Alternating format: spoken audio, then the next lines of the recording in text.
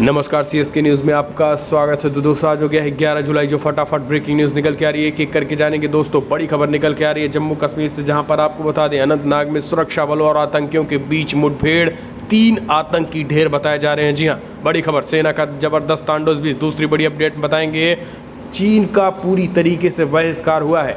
यूरोपीय संसद ने चीन का बहिष्कार किया है।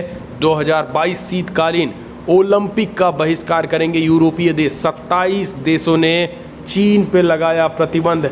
तीसरी बड़ी अपडेट, भारत के स्पेशल फ्रंटियर फोर्सेस के वार से पस्त हुआ चीन अब तिब्बती सैनिकों को दे रहा है स्पेशल ट्रेनिंग। जी हाँ, ये भी आपको बताएंगे।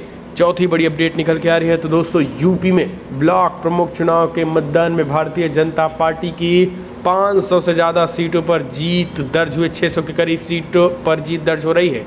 सीएम योगी ने कहा पीएम मोदी की योजनाओं की जीत है, ये भी आपको बताएंगे। इस बीच यूपी में जनसंख्या नियंत्रण कानून का विधेयक ड्राफ्ट तैयार।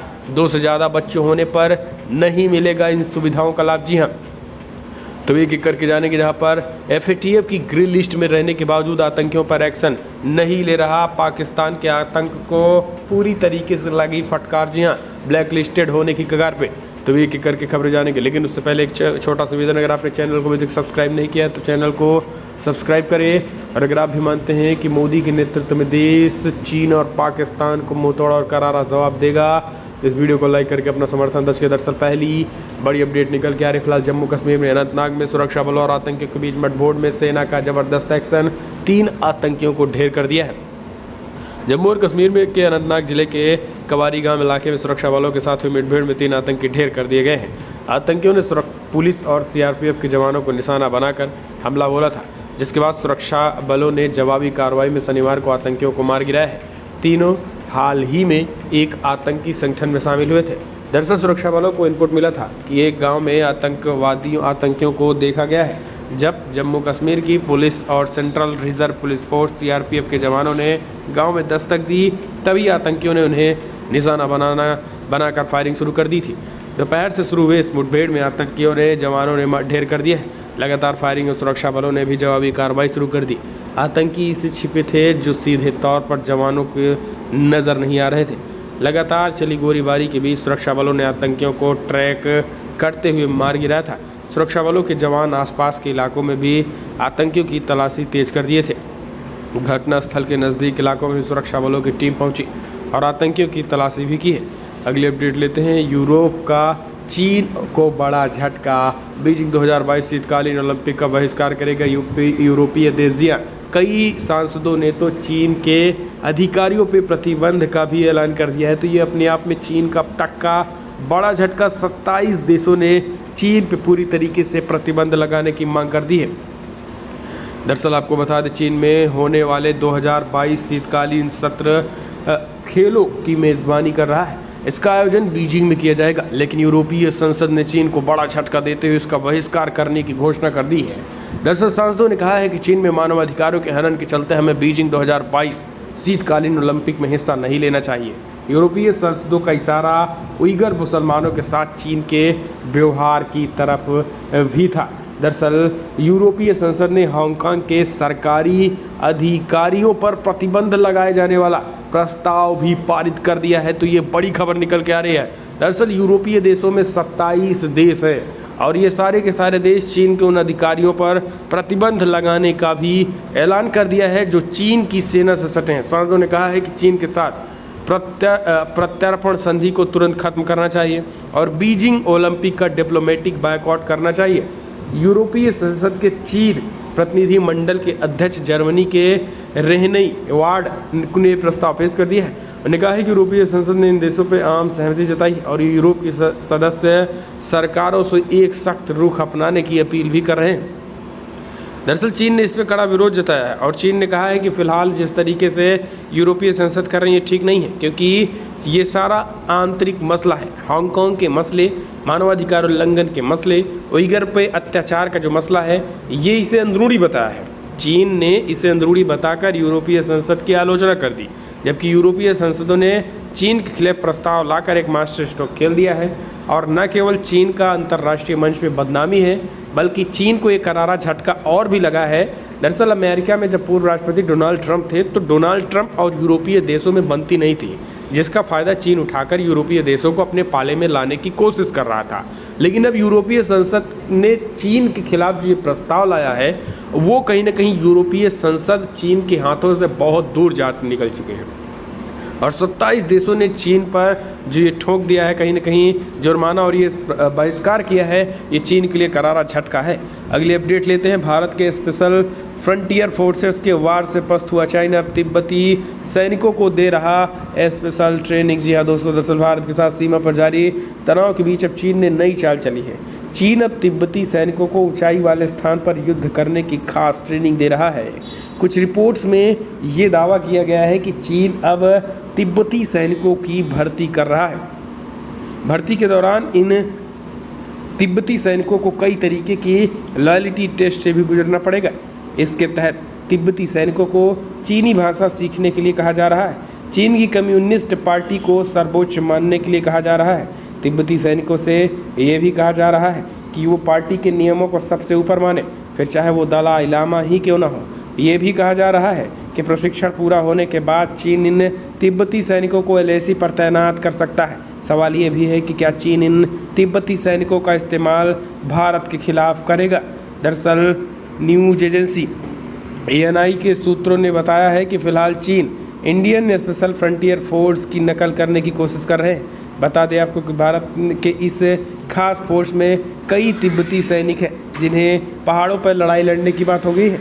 तो दी आपको बता दें कि फिलहाल सूत्रों के हवाले से खबर ये भी है कि चीनी आर्मी में शामिल हो रहे इन तिब्बती सैनिकों को स्पेशल ऑपरेशन के लिए तैयार किया जा रहा है। हाल ही में इन्हें अभ्यास भी दिया गया। आपको बता दें कि तिब्बत के हिस्से वाले चीन में बड़ी संख्या में लोग चीन के खिलाफ हैं। वहाँ पे अधिकतर दलाई लामा के अनुयायी भी रहे। दलाई लामा को लेकर चीन की नीतियों को ज़रा भी पसंद नहीं करते हैं। लेकिन आपको बता दें कि कुछ वक्त पहले चीन और भारत के बीच सीमा पर ज़बरदस्त तनाव देखने को मिला था। दोनों देशों के सेनाओं के बीच हिंसक झड़प भी हुई थी। फिलहाल सीमा पर दोनों देशों के बीच शांति है, लेकिन इस शांति के सबसे बड़ी वजह भारत का एक तरीके से ये फ्रंटियर फोर्सेज हैं, जो लिहाजे से बात करें तो ऊंचाई वाले यानी पहाड़ी इलाकों में चीन को मुंहतोड़ और करारा जवाब देने में सक्षम है। इस वजह से चीन को करारा झटका लगता है। अगले अपडेट, जम्मू कश्मीर आतंकी गतिविधि और देशद्रोह मामले में एक्शन। आतंकी सलाउद्दीन के 2 बेटों समेत 11 सरकारी कर्मचारी बर्खास्त। जी हम जम्मू कश्मीर में देश विरोधी गतिविधियों को लेकर कार्रवाई करते हुए 11 सरकारी कर्मचारियों को बर्खास्त कर दिया गया है। संविधान के आर्टिकल 311C के तहत यह कार्रवाई की गई है। आतंकी सलाउद्दीन के 2 बेटों को भी नौकरी से बर्खास्त कर दिया गया है। सूत्रों के अनुसार बर्खास्त किए गए 11 कर्मचारियों में से 4 अनंतनाग से, 3 बडगाम से, श्रीनगर, पुलवामा और कुपवाड़ा से भी एक है। इनमें से 4 शिक्षा विभाग में, 2 जम्मू कश्मीर पुलिस और एक कृषि, कौशल विकास, बिजली, SKIM और स्वास्थ्य विभागों में कार्यरत थे। अनंतनाग जिले के 2 शिक्षक जमात इस्लामी और दुख्तरान-ए-मिल्लत के विचारधारा का समर्थन करने और प्रचार करने सहित राष्ट्र विरोधी गतिविधियों में शामिल पाए गए थे, जिसके बाद उनके खिलाफ भी कार्रवाई की गई। अगली अपडेट लेते हैं तो दोस्तों, बड़ी खबर, ढीठ हो गया है पाकिस्तान। FATF को ग्रे लिस्ट में रहने के बावजूद आतंकियों पर एक्शन नहीं ले रहा है आतंका का। फाइनेंशियल टास्क फोर्स FATF की ग्रे लिस्ट में रहने के बावजूद पाकिस्तान अपने क्षेत्र में रहने वाले आतंकी समूहों के बारे में कम चिंतित दिखाई पड़ रहा है।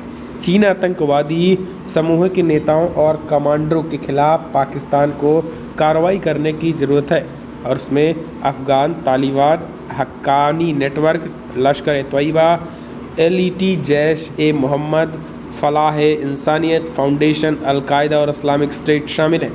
पाकिस्तान हमेशा से उन आतंकवादी समूहों को पनाह देता रहा है जिन पर FATF एक्शन लेना चाहता है। ये वही आतंकवादी संगठन है जो अफ़गानिस्तान में अमेरिकी सेना की वापसी के बाद वहां अशांति फैलाने के लिए जिम्मेदार है। पिछले महीने FATF ने आतंकी वित्तपोषण को रोकने के लिए पाकिस्तान के फैसले में बड़ी कमियों का जिक्र किया था।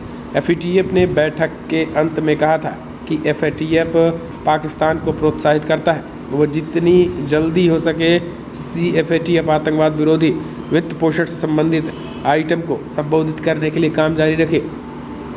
हालांकि अक्टूबर में होने वाले फोर्स प्लानिटरी मीटिंग तक पाकिस्तान के लिए अगले 3 महीनों में ये काम पूरा करना होगा।